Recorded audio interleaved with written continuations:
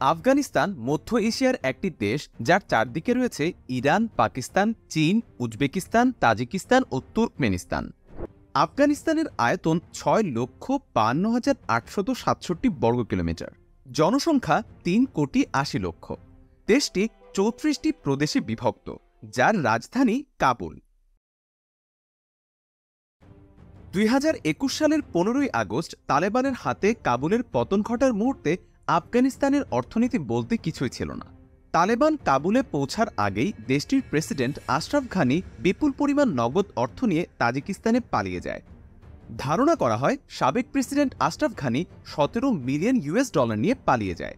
একইভাবে গনি সরকারের ক্ষমতাধররা যে যা পেরেছেন নগদ অর্থ এবং মূল্যবান সম্পদ নিয়ে পালিয়ে গিয়েছেন।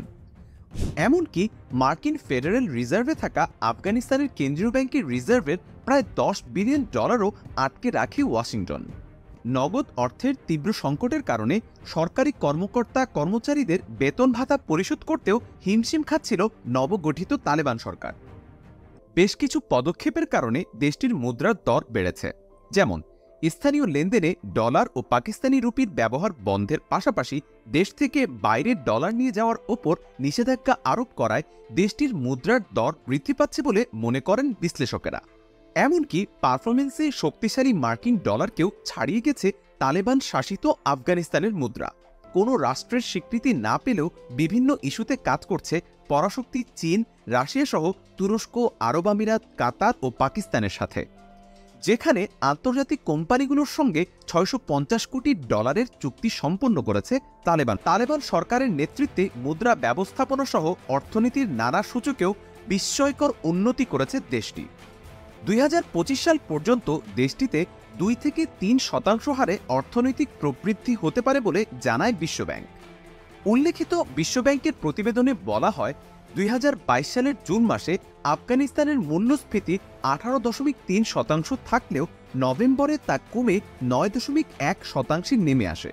2022 সালের 22 মার্চ থেকে 21 ডিসেম্বর পর্যন্ত $154 কোটি রাজস্ব আদায় করে কাবুল সরকার।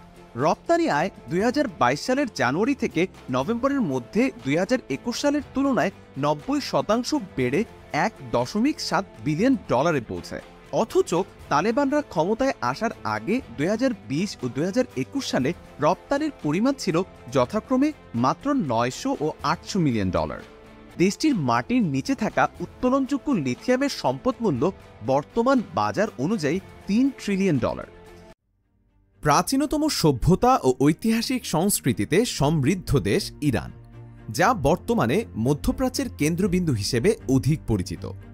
প্রাচীনকালে এই দেশটি পারস্য সাম্রাজ্য হিসেবে পুরো বিশ্বের কাছে পরিচিত থাকলেও পরবর্তীতে ইসলামিক রেভলিউশনের পর নাম বদলে ইরান করা হয়।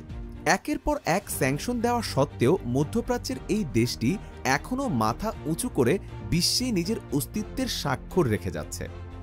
বিশেষ করে গ্লোবাল ইকোনমিতে ইরান বেশ শক্ত অবস্থানে রয়েছে।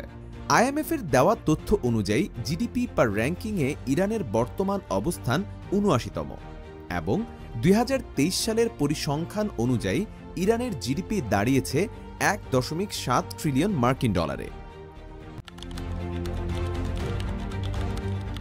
বিগত কয়েক বছরে ইরানের উপর আরোপিত স্যাংশনের সংখ্যা প্রায় 3,500 ছাড়িয়ে গিয়েছে, আর এটাই ইরানে ইকোনমিক্যাল ক্রাইসিস তৈরি হওয়ার মূল রিজন। ইরাকের সাথে যুদ্ধের পর ইরানের ইকোনমি ক্ষতিগ্রস্ত হলেও ইসলামিক রেভলিউশনের পর দেশটির জিডিপি বেড়ে যায় কয়েক গুণ। কিন্তু পরবর্তীতে 2012 সালে আমেরিকার দেওয়া স্যাংশনের কারণে দেশটির জিডিপি 21% কমে যায়। পরবর্তীতে 2015 সালে ইরান জাতিসংঘ নিরাপত্তা পরিষদের 5টি স্থায়ী সদস্য নিয়ে joint comprehensive plan of action নামে একটি যৌথ পরিকল্পনা স্বাক্ষর করে, যা 5টি দেশের মধ্যে ছিল: চীন, ফ্রান্স, জার্মানি, রাশিয়া, যুক্তরাজ্য এবং মার্কিন যুক্তরাষ্ট্র। এই পরিকল্পনার মাধ্যমে ইরান তাদের ইকোনমিক্যাল গ্রোথের দিকে মনোযোগী হয়।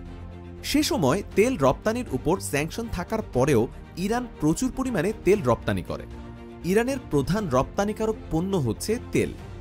2015 সালে তেল রপ্তানি করে ইরান আয় করেছিল $408 বিলিয়ন, আর 2016 সালে তেল রপ্তানি করে আয় করেছিল $444.2 বিলিয়ন, যার কারণে সে সময় ইরানের ইনফ্লেশন রেট অনেকটাই কমে গিয়েছিল। কিন্তু ইরানের নেওয়া এই উদ্যোগ অনিশ্চয়তার মধ্যে পড়ে যখন ডোনাল্ড ট্রাম্প 2016 সালে আমেরিকার প্রেসিডেন্ট হিসেবে নির্বাচিত হয়। আমেরিকার সাথে ইরানের সম্পর্ক ভালো না হওয়ার কারণে আমেরিকা ইরানের ইকোনমিক্যাল প্রোগ্রেস থামানোর জন্য একের পর এক স্যাংশন দেয়। স্যাংশন দেওয়ার মূল কারণ ছিল ইরানের উপর চাপ সৃষ্টি করা, সেই সাথে বহির্বিশ্বের সাথে ইরানের যোগাযোগ বন্ধ করা। আমেরিকার এমন কর্মকাণ্ডের কারণে ইরানের সাথে অন্যান্য দেশের সম্পর্ক নষ্ট হতে থাকে। এর প্রভাব গিয়ে পড়ে ইরানের বৈদেশিক মুদ্রার উপর। আমেরিকার দেওয়া স্যাংশনের কারণে ইরানের ইকোনমি মারাত্মকভাবে ক্ষতিগ্রস্ত হয়। তেল গ্যাস ছাড়াও ইরানের ইকোনমি উৎপাদন খাত ও সেবা খাতের উপর ব্যাপকভাবে নির্ভরশীল। প্রয়োজনীয় বেশিরভাগ পণ্যই ইরান নিজেরা উৎপাদন করে, যার কারণে ইরানের আমদানি ব্যয় অন্যান্য দেশের তুলনায় কম। কিন্তু আমেরিকার দেওয়া স্যাংশনের পর 2018 সালে এবং 2019 সালে দেশটির জিডিপি কমে যায়। 2017 সালের তুলনায় 2018 সালে দেশটির ইন্ডাস্ট্রিয়াল ভ্যালু 9.1% কমে যায়। একই সাথে প্রোডাকশন ভ্যালু কমে যায় 6.5%। 2019 সালেও একইভাবে ইন্ডাস্ট্রিয়াল ভ্যালু এবং প্রোডাকশন ভ্যালু কমে যায়, তবে সে সময় ইরানের কৃষিখাত গ্রো করতে থাকে। 2018 সালের তুলনায় 2019 সালে কৃষিখাতের ভ্যালু 9.7% বৃদ্ধি পায়। ইরান থেকে পণ্য আমদানিকারক দেশের তালিকায় প্রথমেই আছে চীনের নাম, এরপর রাশিয়া। ইরানের কাঁচামালের বেশিরভাগ পণ্যই চীন আমদানি করে। এসবের পাশাপাশি ইরানের ইকোনমি সেবা খাতের উপর অনেকাংশে নির্ভরশীল, বিশেষ করে ম্যানুফ্যাকচারিং, মাইনিং এবং কনস্ট্রাকশন ইন্ডাস্ট্রির কারণে ইরান এখনও বহির্বিশ্বের সাথে পাল্লা দিতে পারছে।